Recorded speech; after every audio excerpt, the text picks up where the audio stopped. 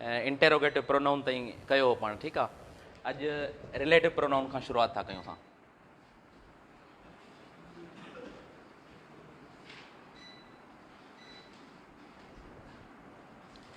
अच्छा बाबा, मां तव्हांखे प्रोनाउन ॿुधायो त a word which is use instead of noun is called pronoun. उहो लफ़्ज़ जेको नाउन जे बजाए इस्तेमालु थिए उनखे प्रोनाउन चइबो आहे। ऐं ॿियो ॿुधायो त नाउन जेको आहे, प्रोनाउन जेको आहे उहो असांखे नाउन ॾांहुं रिफर बि कंदो आहे, यानी नाउन ॾांहुं इंडिकेट कंदो आहे, ठीकु आहे। रिलेटिव प्रोनाउन जो कमु छा हूंदो आहे पुटु? रिलेटिव प्रोनाउन सेंटेंसिस खे लिंक कंदो आहे, सेंटेंसिस खे जॉइन कंदो आहे, जीअं कंजक्शन जॉइन कंदो आहे इन तरीक़े सां। पर जेको प्रोनाउन आहे उहो रिफर कंदो आहे उन नाउन ॾांहुं, इशारो कंदो आहे, इंडिकेट कंदो आहे उन नाउन ॾांहुं, ठीकु आहे। अच्छा, जेके रिलेटिव प्रोनाउन्स आहिनि कहिड़ा आहिनि पुटु? रिलेटिव प्रोनाउन आहे what, who, whom, which, that।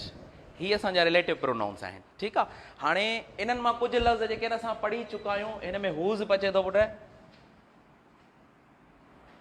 Whose. That मां हिन सां गॾु थो लिखां विच सां, ठीकु आहे, छो जो हिन ॿिनि जो फंक्शन सेम हूंदो आहे। अच्छा, ही शुरूआति में असां इस्तेमालु करे चुकासीं, जुमिले जे शुरूअ में बि इस्तेमालु कबा आहिनि। ही साॻिया लफ़्ज़ जेकॾहिं जुमिले जे बिगिनिंग में रखूं था, असां शुरूआति में रखूं था, त पोइ उते हुननि खे इंटेरोगेटिव प्रोनाउन करे सॾिबो आहे, ठीकु आहे। जीअं ॾिसो, असां चवंदा what are you doing, who are you, whom do you call, which is your pen, whose is this pen. त इते इंटेरोगेटिव प्रोनाउन आहिनि, यानी सवालिया प्रोनाउन आहिनि, सवाल पुछण जे लाइ इस्तेमालु पिया थियनि, ठीकु आहे। बाक़ी ही उन्हनि में नथो अचे।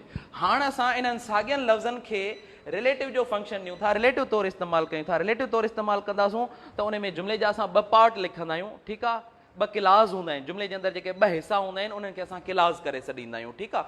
अच्छा ॾिसो, this is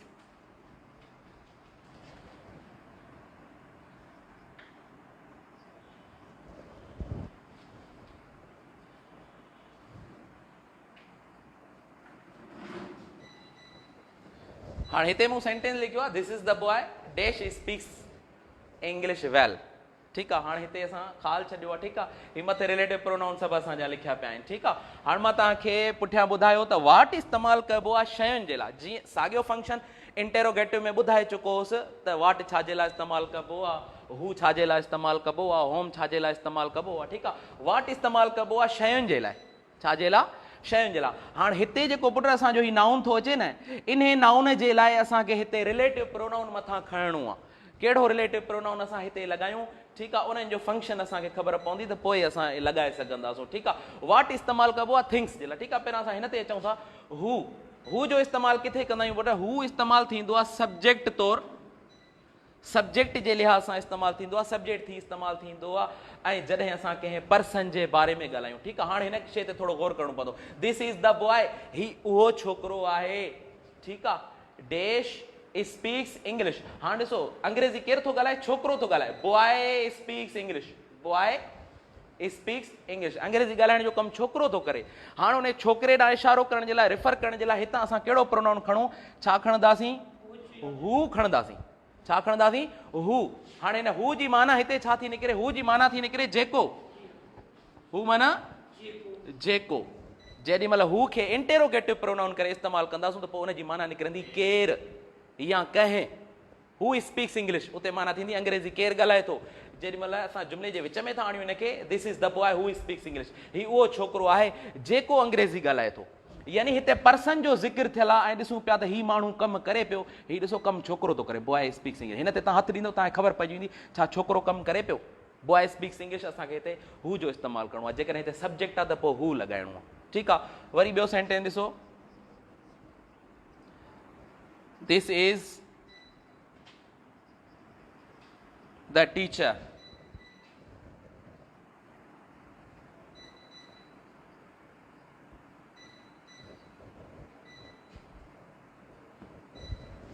this is the teacher dash is teaching us. हाणे हितां मथां कहिड़ो लफ़्ज़ खणूं? What is teaching us, who is teaching us, home is teaching us, which is teaching us, whose is teaching us. कहिड़ो? छो जो ही टीचर ॾिसो पुटु, हिते तव्हां हिन खे थोरो लफ़्ज़ खे लिकायो। तव्हां हिते सम्झी वेंदव त टीचर इज़ टीचिंग अस, उस्ताद असांखे पढ़ाए पियो। जॾहिं हिते वारो लफ़्ज़ सब्जेक्ट आहे त हिते असांखे छा लॻाइणो आहे, हू लॻाइणो आहे।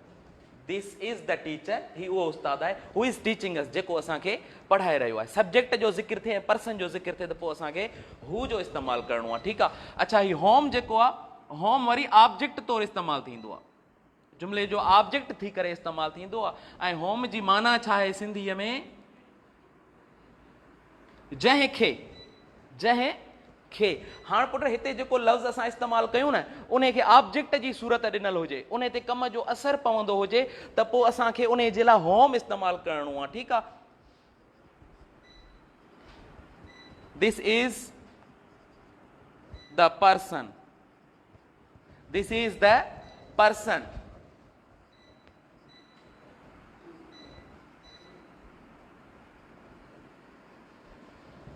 हाणे ॾिसो, हिन जुमिले में सब्जेक्ट अलॻि मूं इस्तेमालु कयो आहे, वर्ब मूं अलॻि इस्तेमालु कयो आहे, ऑब्जेक्ट मूं अलॻि इस्तेमालु कयो आहे। हाणे हेॾां जेको असांजो पार्ट रहिजे थो, दिस इज़ द पर्सन, ही उहो माण्हू आहे जंहिंखे मूं पेन ॾिनी। हाणे ॾिसो पुट, हीअ पेन ॾियो त पिया, कंहिंखे पिया ॾियो पेन, पर्सन खे पिया ॾियो। जेकर हिते जेको लफ़्ज़ आयल आहे ऑब्जेक्ट आहे, त पोइ असांखे छा लॻाइणो आहे, होम जो इस्तेमालु करिणो आहे, ठीकु आहे। This is the person whom I gave a pen, ही उहो माण्हू आहे जंहिंखे मूं पेन ॾिनी। हिते वारे लफ़्ज़ ते गौर करिणो आहे, ठीकु आहे, जेको प्रोनाउन सां गॾु असां इस्तेमालु कयूं था।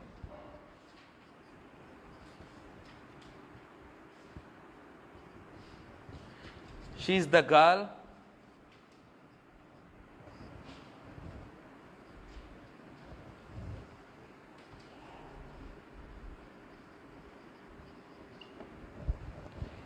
कहिड़ो लॻंदो हिते प्रोनाउन,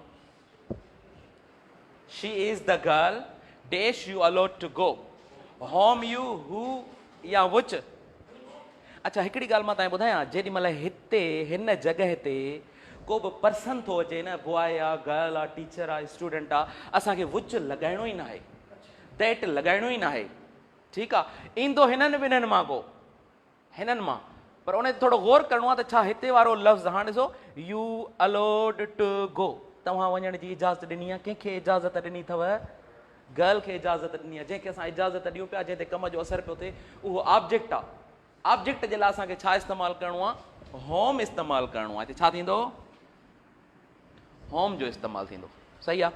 अच्छा, उन खां पोइ आहे विच, विच ऐं दैट, ठीकु आहे, हिननि ॿिन्हिनि खे गॾु सम्झूं था। विच ऐं दैट तव्हांखे इस्तेमालु करिणो आहे सिर्फ़ु शयुनि जे लाइ, जानवरनि जे लाइ, ठीकु आहे, यानी की बेजान शयूं हुजनि, जानवर वग़ैरह हुजनि, थिंग्स हुजनि, उन जे लाइ असांखे इस्तेमालु करिणो आहे, ठीकु आहे। हाणे ॾिसो, विच जी ऐं दैट जी माना हिते कहिड़ी थी निकिरे, जेको या जेका या जेके, इहा मीनिंग निकिरे थी, ठीकु आहे। This is the marker, this is the marker. हाणे ॾिसो, मूं हिते कंहिं शइ जो ज़िक्र कयो आहे, ठीकु आहे। This is the marker dash U, this is the marker dash U gifted me. हाणे हिते मूं कंहिं शइ जो ज़िक्र कयो आहे, ठीकु आहे, बेजान शइ जो ज़िक्र कयो आहे। जॾहिं शइ जो ज़िक्र थियल आहे, ठीकु आहे, शइ जो ज़िक्र थियल आहे, चए थो दिस इज़ द मार्कर, हीअ उहा मार्कर आहे, डैश यू गिफ्टेड मी, जेका तव्हां मूंखे तोहफ़े में ॾिनी, ठीकु आहे। हिते असांखे छा लॻाइणो आहे, विच यू गिफ्टेड मी या that U gifted me. That लॻायूं त बि सही आहे, दुरुस्त आहे, ग़लति न आहे। न, दैट माना जेका, हिते छा आहे, दैट माना जेको, जेका, रिलेटिव प्रोनाउन में दैट जी माना जेको आहे, हूअं दैट जी माना तहब आहे, सही आहे। जिन में जुमलनि खे लिंक कंदा आहियूं, कंजक्शन तौरु इस्तेमालु करे छॾींदा आहियूं, ठीकु आहे। अच्छा, वरी ॿियो ॾिसो, the book,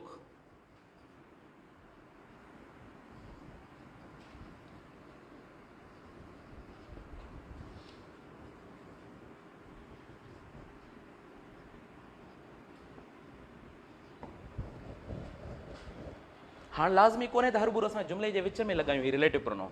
relative pronoun follow कंदो आहे नाउन खे, जेको नाउन इस्तेमालु थियल हूंदो उन सां गॾो गॾु रिलेटिव प्रोनाउन अची वेंदो आहे, ठीकु आहे, छो जो हुन ॾांहुं रिफर करे पियो, हुन इंडिकेट करे पियो त इहा शइ, ठीकु आहे। हाणे हिते मूं लिखियो आहे, the book dash U brought was a very interesting, यानी जेको किताबु तव्हां आंदो ॾाढो दिलचस्प हो, जेको किताब तव्हां आंदो ॾाढो दिलचस्प हो। हाणे हिते बुक जी ॻाल्हि थी आहे त छा लॻाईंदासीं असां, दैट या विच जेको लॻायूं उन मां दुरुस्त आहे, ठीकु आहे। The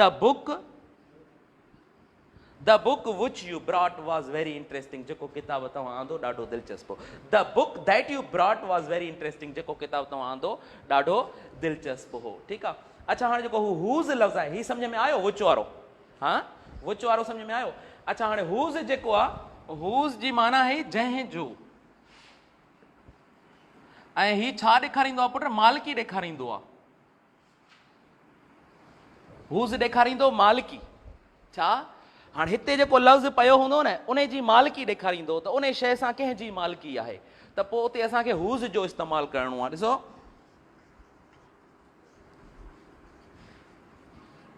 this is the boy dash father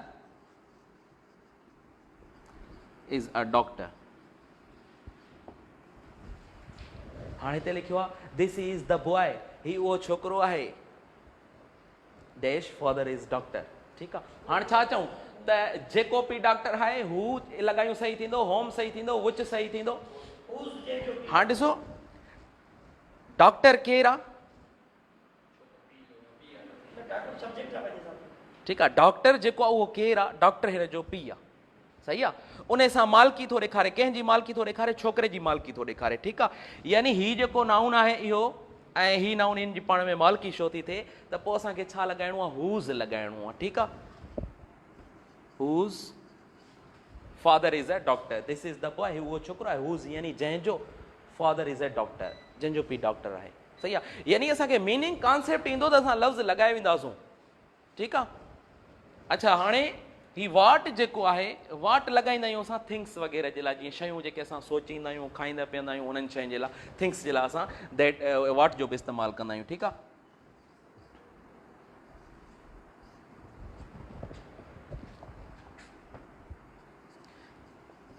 This is the thing what you are talking about. This is the thing what you are talking about. यानी हीअ उहा शइ आहे जंहिंजे बारे में तव्हां ॻाल्हाए रहिया आहियो। This is the thing what you are talking about. This is the point what you are talking about. सही आहे। यानी ही बि असां शयुनि जे लाइ इस्तेमालु कंदा आहियूं कि असांजूं थॉट्स वग़ैरह जंहिंजे बारे में, कंहिं ॻाल्हि जे बारे में सोचूं था त उते असां वाट जो इस्तेमालु कंदासूं। सम्झ में आयो पुट? हा पुछां भले माणे।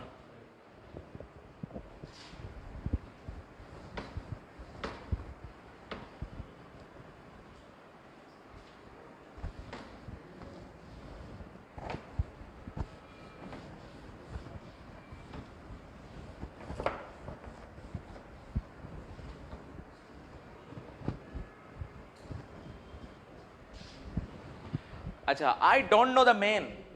I don't know the man. Dash called me. I don't know the man. Dash called me. Who called me? Whom called me? Which called me? I don't know the man. मां उन माण्हूअ खे नथो सुञाणा। Dash called me. Who called me? Who called me? अच्छा, this is the marker. Dash color is white.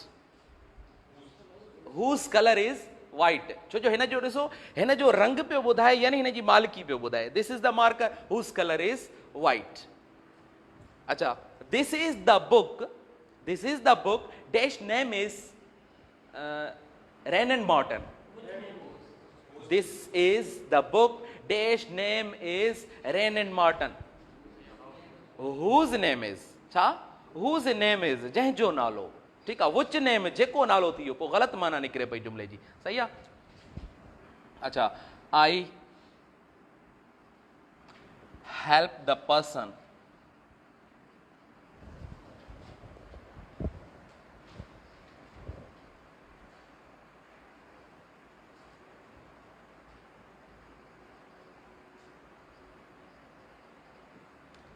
I help the person that you called here. हिन में कहिड़ो लफ़्ज़ पवंदो? who, whom, which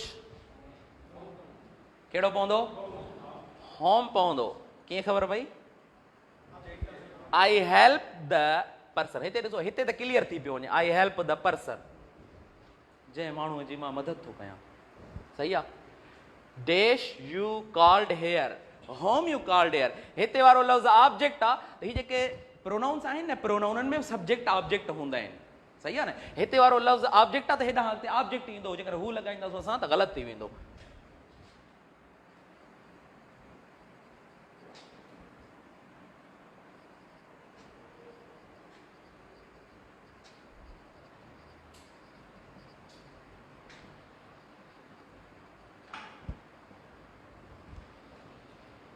The car dash he drive was out of order. छा लॻंदो? The car और छा लॻंदो? That लॻायूं तब सही आहे, which लॻायूं तब सही आहे, ठीकु आहे? The car that he drove was out of order. The car which he drove was out of order. जेका कार हिन हलाई उहा ख़राब हुई, ठीकु आहे? छा लॻाइणो आहे असांखे? Which लॻाईंदासूं तब सही आहे, that लॻाईंदासूं तब सही आहे ठीकु आहे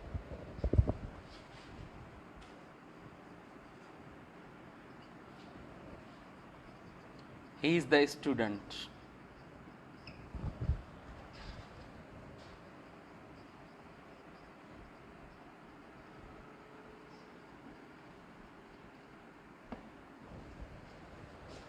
छा पवंदो he is the student dash marks are above 100 छा थींदो whose marks सही आहे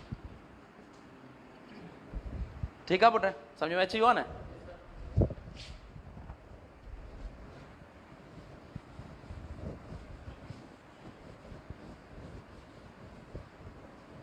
अच्छा रिलेटिव प्रोनाउन खां पोइ डेमोन्स्ट्रेटिव प्रोनाउन ते अचूं था ठीकु आहे पुट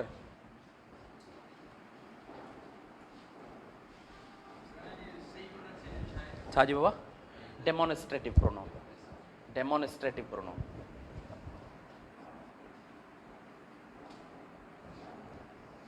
डेमोन्स्ट्रेट पढ़ंदा आहियूं न डेमोन्स्ट्रेट जो मतिलबु हूंदो आहे इशारो करणु ठीकु आहे डेमोन्स्ट्रेटिव यानी इशारे वारो सिफ़त इशारो बि हिन डेमोन्स्ट्रेटिव एडजेक्टिव हिते लॻाईंदा पोइ सिफ़त इशारो बि थींदो आहे ऐं ज़मीर इशारो बि थींदो आहे सही आहे यानी हिन में सिफ़त तौर पर असां इस्तेमालु कंदा आहियूं अच्छा हिन जी सिंपल डेफिनेशन आहे it is use to point out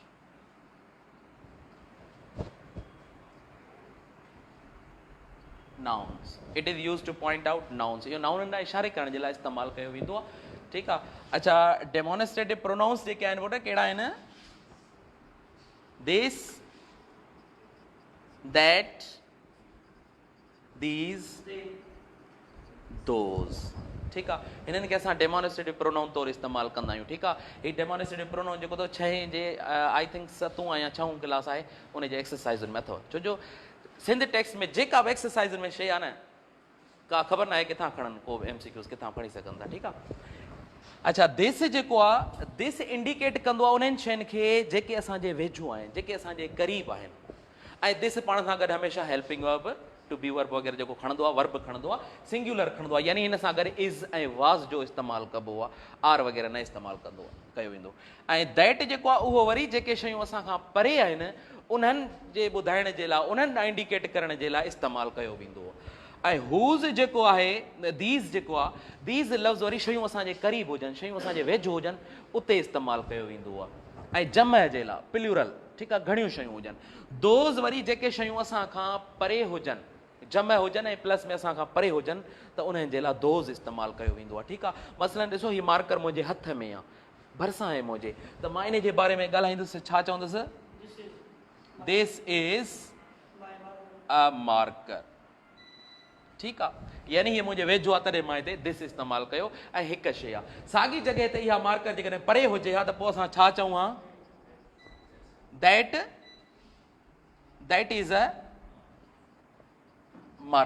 is a marker इहा मार्कर आहे शइ असां खां परे आहे त दैट इस्तेमालु कंदासूं अच्छा जेकॾहिं शयूं घणियूं आहिनि ऐं असांजे वेझो आहिनि त पोइ हुन जे लाइ असां इस्तेमालु कंदा आहियूं these are books These are chairs. These are my mobiles. साॻी जॻह ते परे शयूं आहिनि त पोइ छा इस्तेमालु कंदासीं? Those are our bikes. सही आहे, those are our bikes. इहे असांजूं बाइकूं आहिनि. अच्छा, this is a pen and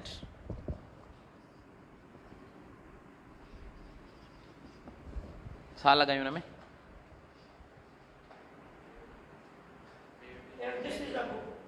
This is a book.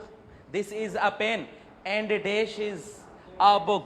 हाणे ॿुधायो ते छा लॻायूं? दैट इज यादि रखो त जेकर हीअं सीक्वेंस में जुमिलो अची वञे न, सीक्वेंस में ॿिन्हिनि शयुनि खे गॾु इस्तेमालु थो करे, विच में एंड जो इस्तेमालु कयल आहे, हिते दिस इस्तेमालु कंदो त हिते दैट इस्तेमालु थींदो. सही आहे न? ॾिसो, मूं चयो आहे त हीअ पेन आहे ऐं वेझो वारी शइ त ॾेखारे छॾियमि त हाणे एंड जेको आहे असां लॻाए अॻिते जुमिलो ॿुधायूं पिया त हाणे वरी परे वारी शइ ॿुधाईंदासीं जेका शइ परे आहे. This is a pen and that is a book. हीअ पेन आहे ऐं हू किताबु आहे. This is a marker and that is a mobile. हीअ मार्कर आहे ऐं इहा मोबाइल आहे. This is a chair and that is a dice. सही आहे?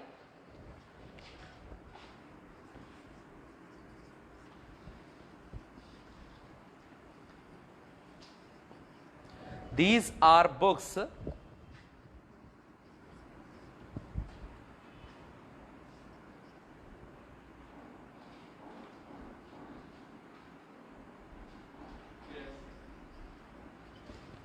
ॿुधायो छा लॻंदो?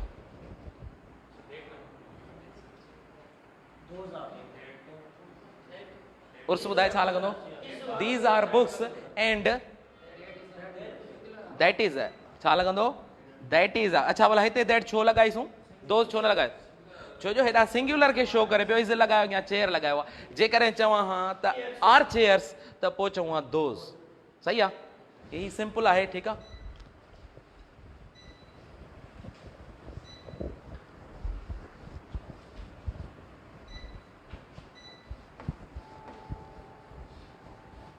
अच्छा, मूंखे केरु ॿुधाईंदो त रिफ्लेक्सिव प्रोनाउन मां पढ़ाए वियो आहे. रिफ्लेक्सिव प्रोनाउन कहिड़ा हूंदा आहिनि? सिर्फ़ु एतिरो ॿुधायो कहिड़ा हूंदा आहिनि. जंहिंखे ख़बर आहे तव्हां न ॿुधायो. जंहिंखे ख़बर आहे ॿुधायो. रिफ्लेक्सिव प्रोनाउन्स कहिड़ा आहिनि? हिमसेल्फ. अच्छा, ठीकु आहे. हीअ मूंखे ॿुधाइजो तव्हां.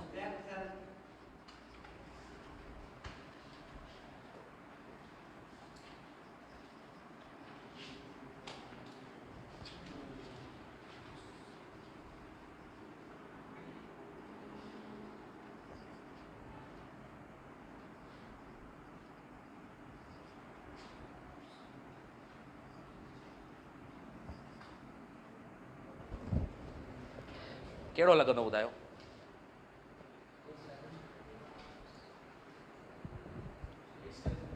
छा लॻंदो? तव्हां मां को ॿुधाए, पुछनि मां को. हिते कहिड़ो रिफ्लेक्सिव प्रोनाउन लॻायूं? तव्हां ॿुधायो. हिज सेल्फ. तव्हां ॿुधायो. छा? Her self. तव्हां ॿुधायो. My self. हिन में ऑप्शन ई कोन अथव. हिन में ऑप्शन आहे ई कोन. सही आहे? अच्छा, ॿुधो हाणे हीअ शइ यादि रखो त पुटु जेकॾहिं हिते ही अचे न त हिते कन्फर्म आहे त हिम सेल्फ ईंदो. छा ईंदो? हिम सेल्फ. हिज सेल्फ वर्ड ई कोन्हे, ही ग़लति लिखियो अथमि. सही आहे? ऐं हिते जेकॾहिं आई अचे न, आई त अॻियां कन्फर्म आहे त पोइ माई सेल्फ ईंदो. आई माई सेल्फ. सही आहे? अच्छा, जेकॾहिं हिते शी अचे न पोइ अॻियां हर सेल्फ ईंदो. जेकॾहिं हिते दे अचे न पोइ अॻियां देम सेल्व्स ईंदो. जेकॾहिं को नालो अचे न, नाले सां बि रिफ्लेक्सिव प्रोनाउन जो इस्तेमालु थींदो आहे. नालो अचे जेकॾहिं कंहिं हिकिड़े पर्सन जो, मेल जो नालो अचे थो त पोइ चवंदासूं अहमद कॉल्स हिम सेल्फ. कंहिं गर्ल जो नालो अचे थो चवंदासूं आलिया कॉल्स हर सेल्फ. सही आहे? त इहो सब्जेक्ट खे ॾिसी करे रिफ्लेक्सिव प्रोनाउन जो इस्तेमालु पोइ कबो. ऐं तकड़ में जेको आहे न ॿुधाए छॾियो. ऑप्शन खे ॾिसंदा कयो गौर सां त सही आहे या न. ठीकु आहे?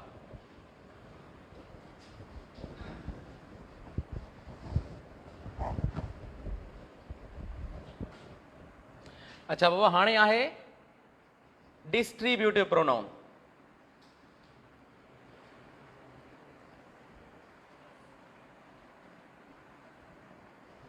डिस्ट्रीब्यूटिव प्रोनाउन, डिस्ट्रीब्यूटिव प्रोनाउन कंहिंखे ख़बर आहे? It is used for the distribution, ठीक आहे, इहो सही आहे. It is used to talk about one thing from a group. It is used to talk about one thing from a group, from many things, from two things. किन बि ॿिनि शयुनि मां, किन बि घणिनि शयुनि मां जेॾी महिल कंहिं बि हिकु शइ जे बारे में ॻाल्हाईंदा आहियूं न, पोइ उते डिस्ट्रीब्यूटिव प्रोनाउन इस्तेमालु कंदा आहियूं. ठीकु आहे. डिस्ट्रीब्यूटिव प्रोनाउन्स आहिनि कहिड़ा? डिस्ट्रीब्यूटिव प्रोनाउन्स ही आहिनि. जो डेफिनेशन मां लिखां इन करे नथो, डेफिनेशन जी तव्हांखे ज़रूरत कान्हे. ठीकु आहे. जस्ट जेको फंक्शन आहे सेंटेंस जो सम्झ में अचे. ईच, आइदर, नाइदर पढ़ी सघूं था, नीदर पढ़ी सघूं था. ठीकु आहे. अच्छा बाबा, हाणे ईच, आइदर, नाइदर ही तव्हांखे साईं हलीम पढ़ायो वियो आहे. वर्ब एग्रीमेंट जेका थींदी आहे उन जे हवाले सां तव्हां पढ़ायो आहे. ठीकु आहे. पर हिते असां प्रोनाउन जे हिसाब सां उते वरी कंजक्शन जो फंक्शन आहे उन में. ठीकु आहे. हीउ जेको ईच, आइदर, नाइदर आहे न पुट, ही प्रोनाउन बि थी इस्तेमालु थींदा आहिनि, एडजेक्टिव बि थी इस्तेमालु थींदा आहिनि. ठीकु आहे. ऐं जेको ही आइदर ऐं नाइदर आहे इहे ॿई कंजक्शन थी बि इस्तेमालु थींदा आहिनि पार्ट्स ऑफ स्पीच में. ठीकु आहे. अच्छा, हाणे ही हमेशह पाण सां गॾु ऑफ खणंदा. छा बाबा? ऑफ खणंदा. जेकॾहिं प्रोनाउन तौरु इस्तेमालु थियल हूंदा न त पोइ इन्हनि सां ऑफ ज़रूरी आहे. Each of, either of, neither of. हाणे असांखे अॻियां हिते जेका शइ रखणी आहे न, हिते ऑब्जेक्ट तौरु असां शइ रखंदासूं. ठीकु आहे. ऐं उहा हमेशह जम में हूंदी आहे. हिन जे अॻियां हिते जेका शइ रखंदासूं ऑब्जेक्ट में, उहा छा हूंदी? हमेशह प्लूरल हुजे. माना हिननि जे अॻियां हिते शइ सिंगुलर में ईंदी ई कान. ठीकु आहे. अच्छा, ऐं हिन में जेको हिते तव्हां वर्ब लॻाईंदव न, वर्ब, हाणे हिते वर्ब यानी हेल्पिंग वर्ब वग़ैरह तव्हांखे लॻाइणो आहे, को मेन वर्ब वग़ैरह लॻाइणो आहे. ठीकु आहे. उहो तव्हां हमेशह सिंगुलर लॻाईंदो. हिन में वर्ब बि सिंगुलर लॻंदो. सिंगुलर वर्ब कीअं? सिंगुलर यानी इज़ सिंगुलर सम्झिबो आहे. पास्ट कंटिन्यूअस में वेंदव त वाज़ सिंगुलर सम्झिबो आहे. प्रेज़ेंट सिंपल में वेंदव त डज़ खे सिंगुलर सम्झिबो आहे. ऐं प्रेज़ेंट सिंपल में जेकॾहिं वेंदव त वर्ब जे, मेन वर्ब जे हवाले सां राइट जेको आहे, राइट, WRIT, राइट, इन खे प्लूरल सम्झिबो. ऐं जेकॾहिं राइट्स चऊं, उहो नाउन ते जेके हूंदा आहिनि, नाउननि में चवंदा आहियूं, नाउन में एस लॻायो त जम ठहियो, वर्ब में एस लॻायो त उहो सिंगुलर तौरु इस्तेमालु कबो आहे. सही आहे.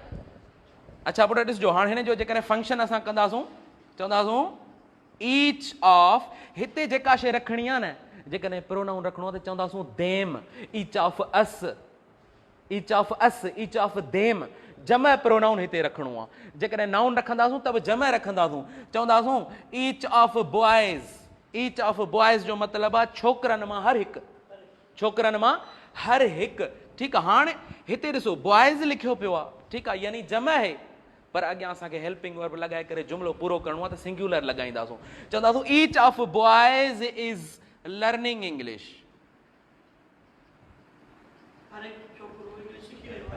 हर हिकु छोकिरो न, चवंदासूं छोकिरनि मां हर हिकु, छोकिरनि मां हर हिकु. हाणे इहो जेको असां चयो न हर हिकु छोकिरो, पोइ हीअं कंदासूं, हितां ऑफ कढी छॾींदासूं, पोइ चवंदासूं ईच बॉय, हितां एस बि कढी छॾींदासूं, पोइ थी वियो हर हिकु छोकिरो अंग्रेज़ी सिखी रहियो आहे. पोइ हिन जुमिले जो फंक्शन मटिजी वियो. पोइ इन में ही एडजेक्टिव थी वेंदो लफ़्ज़. ऑफ कढंदव, अॻियो नाउन सिंगुलर कंदव, एस कढी छॾींदव, पोइ इहो छा थी वेंदो? पोइ इहो एडजेक्टिव थी वेंदो. ठीकु आहे पुट. हिते ही वर्ब एग्रीमेंट में शइ अचेव थी. साईं हलीम तव्हांखे ॿुधायो वियो आहे त हिते हेल्पिंग वर्ब असांखे सिंगुलर तौरु इस्तेमालु करिणो आहे. भले पास्ट कंटिन्यूअस में जुमिलो लिखूं आहे ईच ऑफ बॉयज़ वाज़ कयूं आहे. ठीकु आहे. साॻे ई तरीक़े सां आइदर बि, आइदर ऑफ देम, हिते प्रोनाउन लिखी सघंदा. प्रोनाउन लिखंदासूं उहो केस ऑब्जेक्टिव हुजे. ठीकु आहे. Either of them is doing homework. उन्हनि मां को बि हिकु कमु करे रहियो आहे. आइदर माना ॿिनि मां हिकु, ॿिनि मां हिकु जी ॻाल्हि कबी आहे न, पोइ उते असां आइदर जो इस्तेमालु. Either of them is doing homework. उन्हनि मां को बि हिकु, ठीकु आहे, कमु करे रहियो. हाणे हीउ असांजो डिस्ट्रीब्यूटिव प्रोनाउन तौरु इस्तेमालु थिए पियो. ठीकु आहे. वरी नाइदर बि अहिड़े ई तरीक़े सां इस्तेमालु कंदासूं. चवंदासूं neither of teachers, neither of teachers was taking our class. ठीकु आहे पुट, नाइदर ऑफ टीचर्स यानी उस्तादनि मां को बि न, उस्तादनि मां को बि न, ठीकु आहे। Neither of teachers was taking our class, उस्तादनि मां को बि असांजो क्लास न वठी रहियो हो। हीअ असां डिस्ट्रीब्यूटिव प्रोनाउन तौरु इस्तेमालु कयो। हिन में ॿ शयूं अथव, वर्ब एग्रीमेंट जो ख़्यालु रखिणो आहे, ठीकु आहे, हेल्पिंग वर्ब कहिड़ो थो लॻे, ऐं हेॾां जेको लफ़्ज़ असां इस्तेमालु कयो आहे इन जो पार्ट ऑफ स्पीच में ख़्यालु रखिणो आहे, ठीकु आहे। That's all.